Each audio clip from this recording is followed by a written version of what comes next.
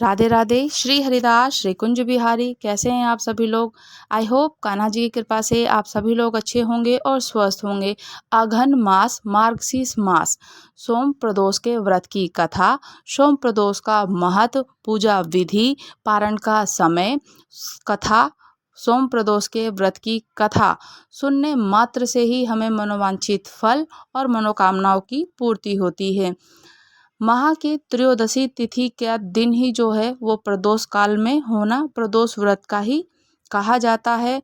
जिस दिन त्रयोदशी होती है, त्रयोदशी को ही प्रदोष काल का व्रत और प्रदोष का व्रत कहा जाता है। सोमवार को पड़ जाए तो सोम प्रदोष कहा जाता है, मंगलवार को हो तो भूम प्रदोष कहा जाता है, शनिवार के दिन हो तो शनि प्रदोष कहते हैं। वैसे ही त्रयोदशी तिथि भी भगवान शिव जी की पूजा के लिए सर्वश्रेष्ठ अति उत्तम मानी जाती है और प्रदोष का व्रत, प्रदोष का दिन महादेव पिताजी को बहुत प्रिय है। प्रदोष के समय भगवान शिव जी की पूजा करना का अनंत अनंत फल और अनंत अनंत लाभदायक होता है। प्रदोष काल जैसे कि प्रदोष के समय में ही, प्रदोष वाले दिन, प्रदोष के समय में भगवान शिव जी की पूजन अर्चन करने से और भी पुण्य फल की प्राप्ति होती है। प्रदोष जैसे कि सूर्य अस्त हो रहा हो, रात्रि आ रही हो, गोधूली बेला, दोधूली बेला, संध्या काल, मध्य जो उस बीच का समय होता है, सांझ का समय होता है, उसे ही प्रदोष काल कहा जाता है।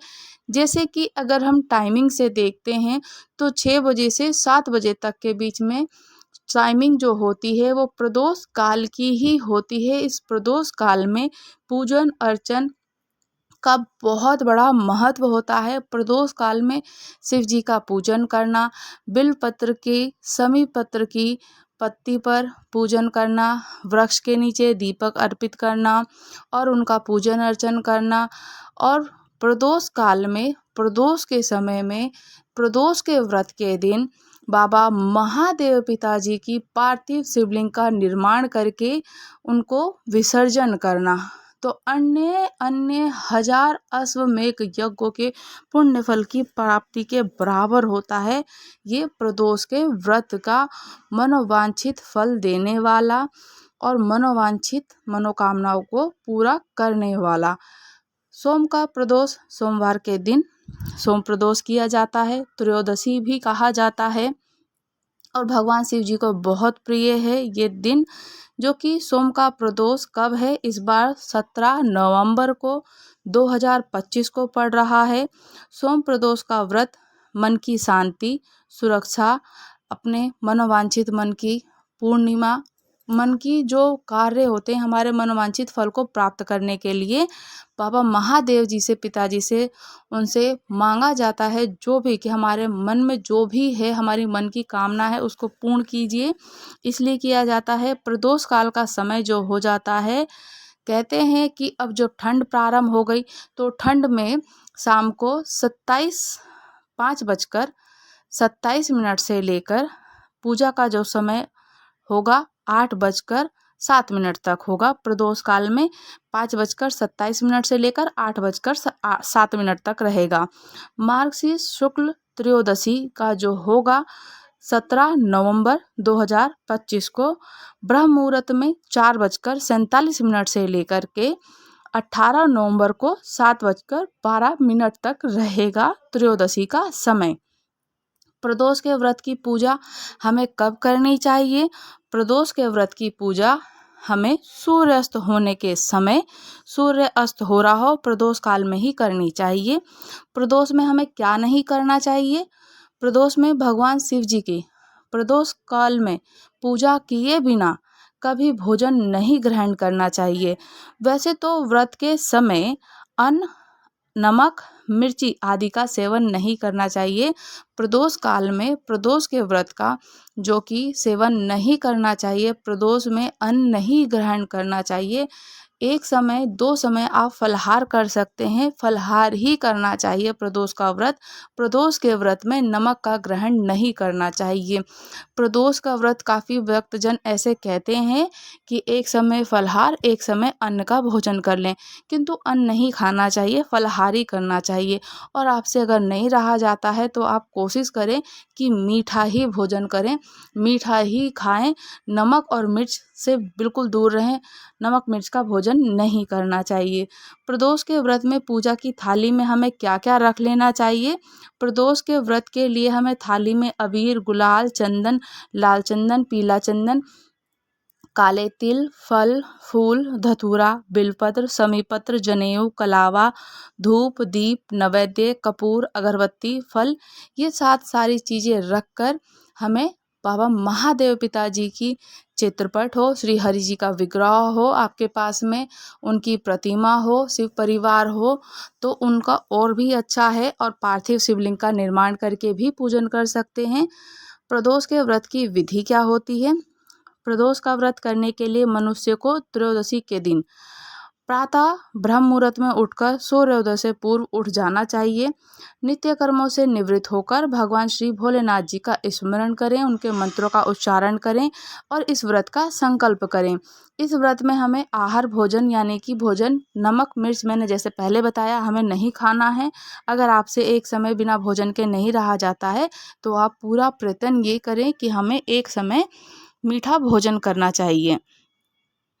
पूरे दिन उपवास रखने के बाद सूर्यास्त से 1 घंटा पहले स्नान आदि से निवृत्त होकर श्वेत वस्त्र धारण किए जाते हैं। पूजा स्थल को गंगा जल या स्वच्छ जल से शुद्ध करने के बाद गाय के गोबर से लीपकर मंडप तैयार कर लें। गाय का गोबर ना मिले तो आपके पास जो भी गेरू हो, और जो कि देवउठनी एकादशी पर हमें गेरू मिल जाता है और वो वाइट वाला खड़िया मिलता है, उससे आप वेदी का पूजन पाठ कर सकते हैं।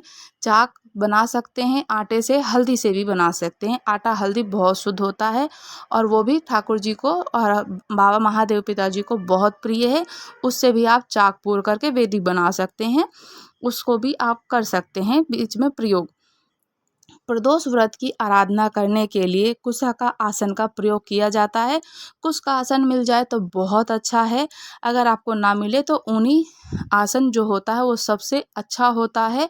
कुश मिलता है तो सबसे पहले सर्वप्रथम पे कुश को आसन रखा जाता है। अगर कुश का आसन नहीं मिलता है तो आप ऊन का आसन रख सकते हैं। ऊन का आसन सबसे वो भी माना जाता है, शुद्ध माना जाता है। इस प्रकार पूजन की तैयारी करके उत्तर पूर्व दिशा की ओर मुख करके बैठना चाहिए। उत्तर की ओर मुँह कर सकते हैं या पूर्व दिशा की ओर मुख कर सकते हैं।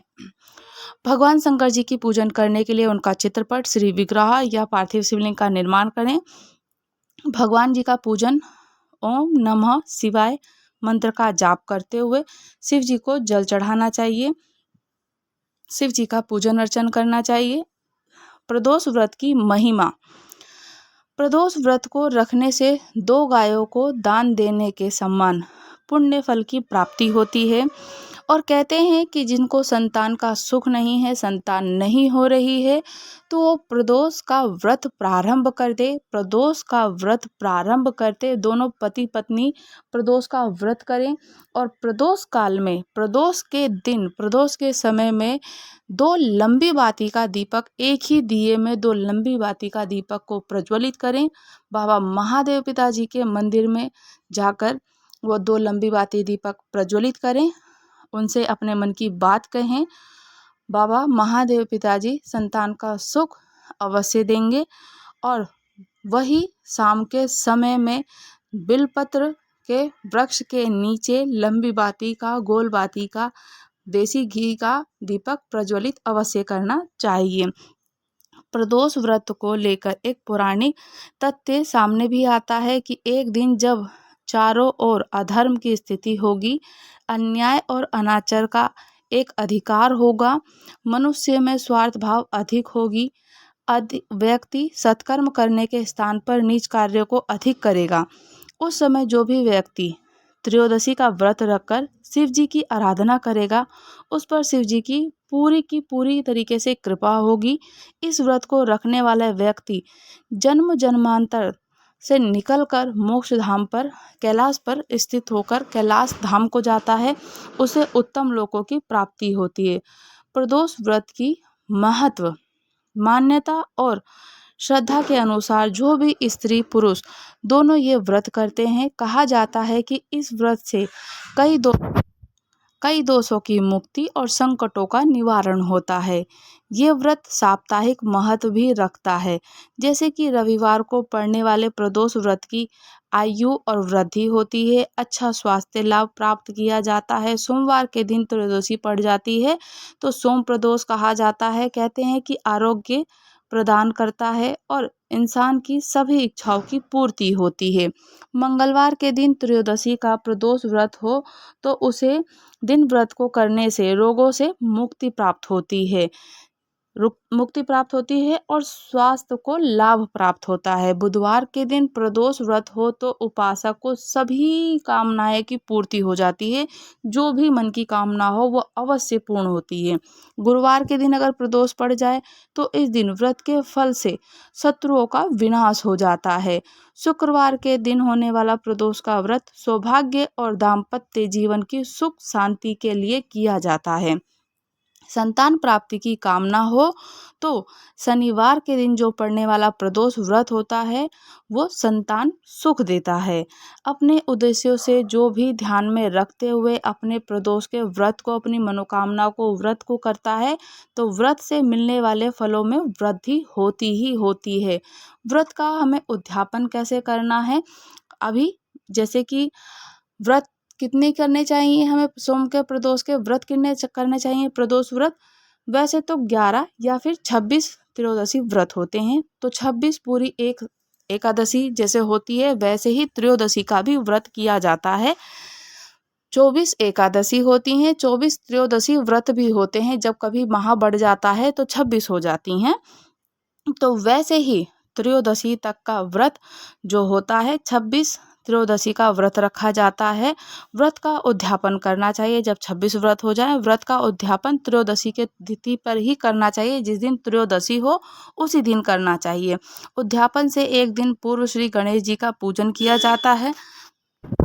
पूर्व रात्रि में कीर्तन करते हुए जागरण किया जाता है। प्रातः जल्दी उठकर मंडप बनाकर मंडप को वस्त्रों और रंगोली से सजाकर तैयार किया जाता है और पूर्णा सहित शिवाय नमः मंत्र का जाप किया जाता है। मंत्र का एक माला यानी कि 108 बार जाप करके हवन में आहुति के लिए खीर का प्रयोग किया जाता है। हवन समाप्त होने के बाद भगवान भोलेनाथ की आरती की जाती है और शांति का पाठ किया जाता है। अंत में 2 ब्राह्मणों को भोजन कराया जाता है और अपनी सामर्थ्य के अनुसार दान दक्षिणा देकर आशीर्वाद प्राप्त किया जाता है। सोम प्रदोष के व्रत की कथा। पौराणिक कथाओं के अनुसार एक नगर में एक ब्राह्मणी निवास करती थी। उसके पति का निधन हो गया था। उसका कोई भी सहारा नहीं था, इसलिए वह सुबह होते ही अपने पुत्र के समेत भिक्षा के लिए जाती और जो भी भिक्षा मिलती उसी से वह स्वयं और अपने पुत्र का भरण पोषण करती। एक दिन ब्राह्मणी भिक्षा मांगकर लौट रही थी। उसी समय रास्ते में उसे एक बालक मिला। उसकी स्थिति बहुत दयनीय थी। ब्राह्मणी को उस बालक पर दया आ गई और उसे अपने साथ घर लेकर आ गई। वह बालक विदर्भ का राजकुमार था। पड़ोसी राज्य के राजा ने उसके पिता पर आक्रमण करके उसके राज्य पर कब्जा कर लिया था, इसलिए वह इतनी दयनीय स्थिति में था। ब्राह्मणी अपने घर पर रखकर अपने पुत्र की तरह उस राजकुमार का लालन पालन करने लगी और उसी से भरण पोषण करती जैसे स्वयं अपना और अपने पुत्र का किया करती। एक समय उस ब्राह्मणी का पुत्र और राजकुमार खेल रहे थे। उसी समय वहां गंधर्व कन्या आती हैं। वो राजकुमार पर मोहित हो जाती हैं। ब्राह्मण कुमार तो घर लौटकर आ गया था, लेकिन राजकुमार उसी जगह पर अंशुमति नामक गंधर्व कन्या से बात कर रहा था।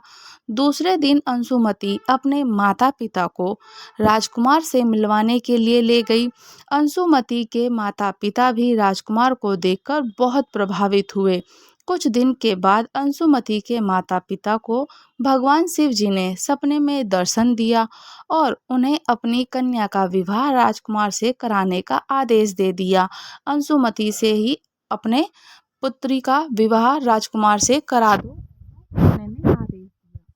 शिव जी का आदेश, उन्हें अंशुमति का विवाह राजकुमार से करा दिया। शिव जी के आदेश इसी प्रकार से था, उसी अनुसार अंशुमति का विवाह राजकुमार से कराया गया। ब्राह्मणी को ऋषियों से यहाँ यज्ञ प्राप्त हुई थी। ब्राह्मणी को ऋषियों से यह आज्ञा प्राप्त थी कि वह सदा प्रदोष व्रत करती रहे। उस ब्राह्मणी के व्रत के फलस्वरूप राजकुमार ने गंधर्वराज की सेना की सहायता से अपने राज्य विदर्भ के शत्रुओं को हराया और अपने पिता का राज्य फिर से पाकर सुखपूर्वक वहां निवास करने लगा और शासन और निवास करने लगा। राजकुमार ने ब्राह्मणी के कुमार को अपना प्रधानमंत्री बना लिया। जिस तरह से ब्राह्मणी के प्रदोष व्रत करने से राजकुमार और ब्राह्मणी के कुमार का समय बदला, उसी तरह से भगवान शिव जी अपने अन्य भक्तों को सुख, समृद्धि, मोक्ष और शांति दें। उसी के साथ साथ उनकी मनोकामनाएं पूर्ण करें। उनके मन में जितनी भी मनोकामना हो, उनके हर एक मनोकामनाओं को पूर्ण करें। किस प्रकार से उस ब्राह्मणी का समय बदला, उसी तरह से सभी का समय बदले, सबकी सुख, शांति, समृद्धि बनी रहे।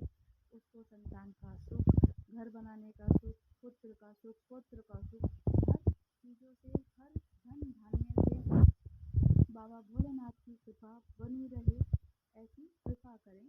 और भोलेनाथ सबकी मनोकामनाएं पूर्ण करते हैं। सोम प्रदोष के व्रत की कथा करने से, किसी को श्रवण कराने से या फिर सुनने मात्र से ही हमारे पाप और कष्ट दूर होते हैं।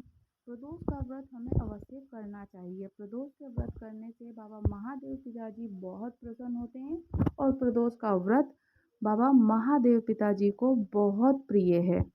राधे राधे। श्री हरिदास, श्री कुंज बिहारी। अगर आप लोग हमारे चैनल पर नए हैं तो चैनल को लाइक, शेयर, सब्सक्राइब करना बिल्कुल ना भूलें और मुझे कमेंट्स करके ज़रूर बताइएगा कि आपको कथा कैसी लगी। और आपको सोम प्रदोष के व्रत की कथा ज़रूर पढ़नी चाहिए, श्रवण करनी चाहिए और आपको प्रदोष का व्रत करना है। अगर आप प्रदोष का व्रत करने में असमर्थ हैं तो कहते हैं बाबा महादेव पिताजी को प्रसन्न करने के लिए प्रदोष काल के दिन, प्रदोष वाले दिन, प्रदोष के समय पर 2 लंबी बाती का दीपक जरूर प्रज्वलित करें। 2 लंबी बाती का दीपक मंदिर में या किसी भी शिवालय में, अपने घर में, बेलपत्री के वृक्ष के नीचे अवश्य दीपक प्रज्वलित करना है, जिससे बाबा महादेव जी की कृपा हम पर बनी रहे। सुख, शांति, समृद्धि, धन, वैभव, लक्ष्मी, पुत्र, पौत्र हमें सब कुछ प्राप्त हो। बाबा सबकी मनोकामनाएं पूर्ण करें। जैसे उस ब्राह्मणी के दिन बदले वैसे ही हमारे दिन बदलें। राधे राधे। श्री हरिदास, श्री कुंज बिहारी।